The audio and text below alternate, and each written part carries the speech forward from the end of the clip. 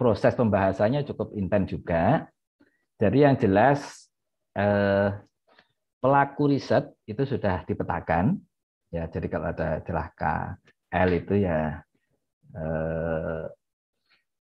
kementerian lain gitu ya. Ada flagship secara nasional yang dituangkan dalam PRN itu. Kemudian ada flagship yang menjadi pilihan dari masing-masing kementerian.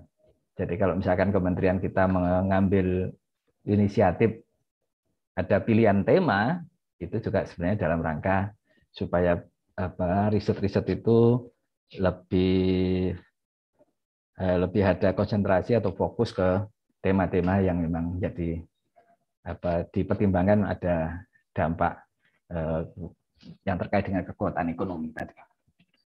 Baik, jadi ini prosesnya cukup panjang ya, selektif sekali dari sekian banyak tema topik itu akhirnya terseleksi seperti yang ada di dokumen PRN saat ini. Misalkan aja nih di bidang kesehatan dan obat, ya itu sudah. Jadi kalau kita ambil yang bagian atas itu tema, yang di bawahnya itu topik-topiknya, gitu ya, topik-topiknya. Dan masing-masing itu sudah dipetakan. Ya ini saya skip aja. Sudah dipetakan kalau misalkan terkait dengan tadi produksi obat, ya ini khusus kesehatan sebagai contoh aja ya. Nah, produksi obat-obatan.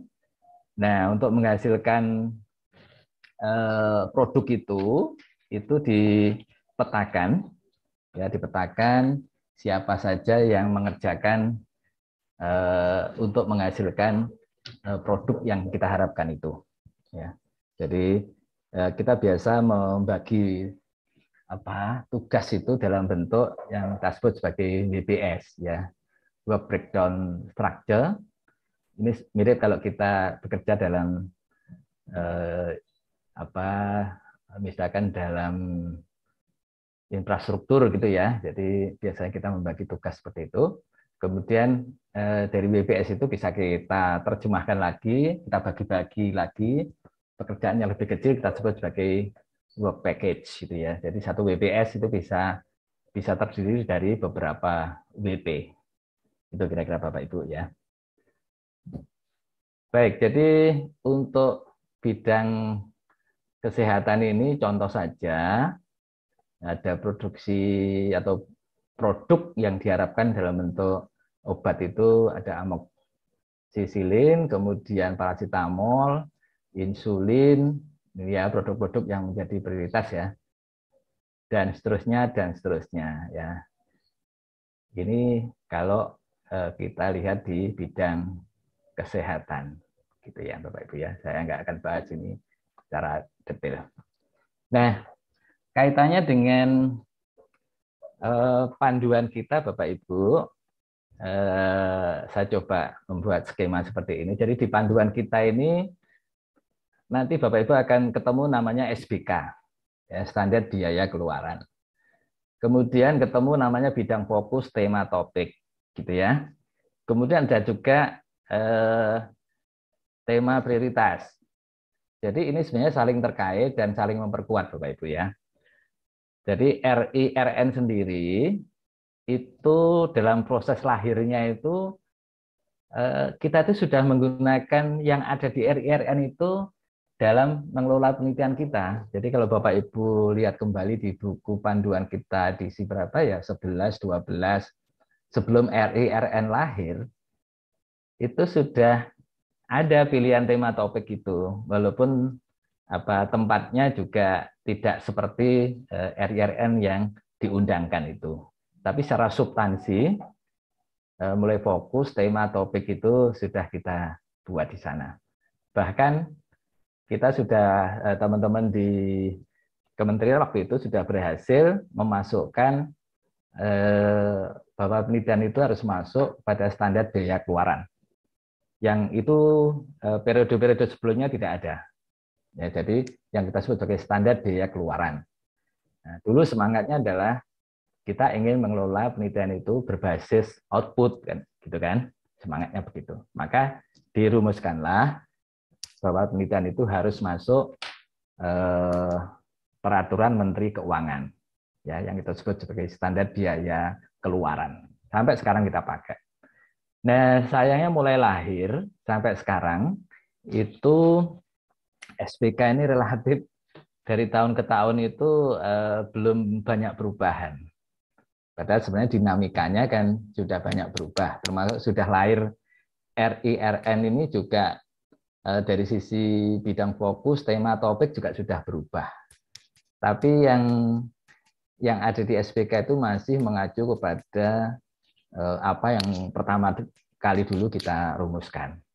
Nah, sampai terakhir di buku panduan kita, itu di lampiran 2, itu kita masih mengacu kepada uraian SPK. Ya, jadi tidak perlu dipertentangkan, karena substansinya ini sebenarnya sama. Kemudian kalau dicari-cari, Mas, banyak yang tanya, kalau kita ada pilihan tema blue economy, green economy, digital economy, pariwisata, dan kemandirian kesehatan itu di mana? Gitu ya. Jadi semua yang ada pilihan tema itu semua tertuang di buku panduan kita, di lampiran panduan kita, lampiran 2 ya. Gitu. Ya, jadi nanti pada saat kita mereview Bapak Ibu, itu kita akan bisa melihat apakah substansi penelitiannya itu terkait dengan 5 tema prioritas itu. Yang itu semua sudah ada di lampiran 2 dan dipilih oleh peneliti pada saat proses pengusulan. Gitu ya Bapak Ibu ya. Nanti ada materi yang khusus ini. Pemahamannya seperti apa masing-masing pengertian 5 tema itu. Nah, kira-kira itu kaitannya Bapak Ibu ya. Nah, ini sekedar pengetahuan Bapak Ibu untuk SPK itu mengacunya masih ke 10 ya. Ya, 10 bidang fokus seperti ini. Ya, jadi kalau kita taruh sejajar dengan bidang pada RIRN ada sedikit perbedaan ya. Nah, perbedaan itu sebenarnya karena di RIRN itu beberapa tema itu digabung atau disebar di setiap bidang yang ada di SPK ini ya, atau di lampiran 1 kita ya. Seperti itu. Jadi tidak ada yang perlu dipertentangkan dan ini sampai sekarang kita masih mengacu kepada daftar SPK baik itu riset dasar, terapan maupun pengembangan seperti ini. Ya, ini contoh saja ya Bapak Ibu ya, contoh saja untuk yang dituangkan di SPK kita itu bunyinya masih begitu ya. Jadi ada riset dasar bidang fokus pangan, riset dasar bidang fokus energi dan seterusnya dan seterusnya. Nanti dari SPK riset terapan gitu kan. Dengan bidang fokus juga masih seperti itu.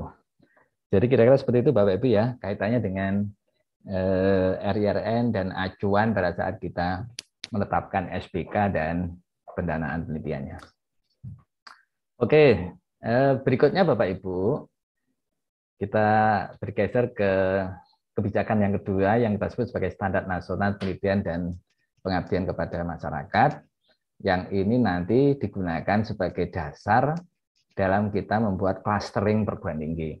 Jadi kalau kita bicara clustering perguruan tinggi, sebenarnya dasarnya adalah awalnya kita ingin melihat setiap perguruan tinggi itu posisi kinerjanya berdasarkan standar yang sudah ada ini ada di posisi mana.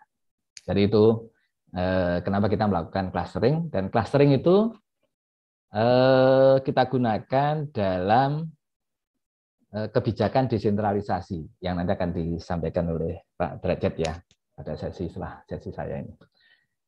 Nah, Bapak Ibu, Standar Nasional Penelitian ini hal yang baru. Ya, yang baru itu artinya memang sebelumnya belum ada.